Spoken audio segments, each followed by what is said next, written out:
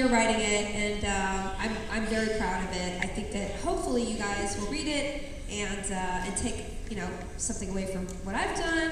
And I try to make it as funny as possible, making fun of myself quite a bit.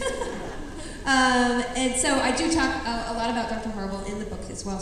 But it was just.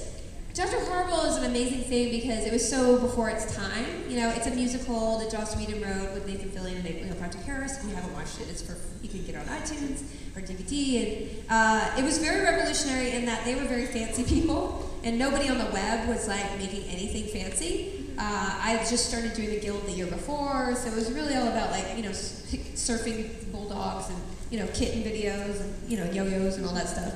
And it was way before its time, and it made such an impact, especially it was made by fans, really. They're the ones who really championed it and made it this phenomenon that was like #1 on iTunes and all this stuff. And I guess the coolest part of that project was working with people that fancy, but like on no budget. So like there was no money, no budget. We were all just kind of standing on the sidewalk there was no trailers or anything.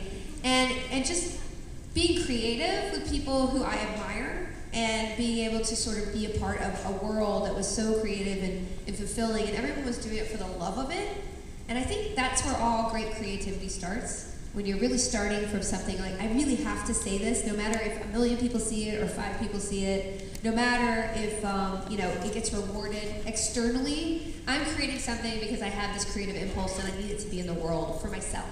And I think that's really important for all of us to discover in ourselves, whether it's our original idea or we're joining somebody else's creative vision. And so that will always be sort of the height of that for me.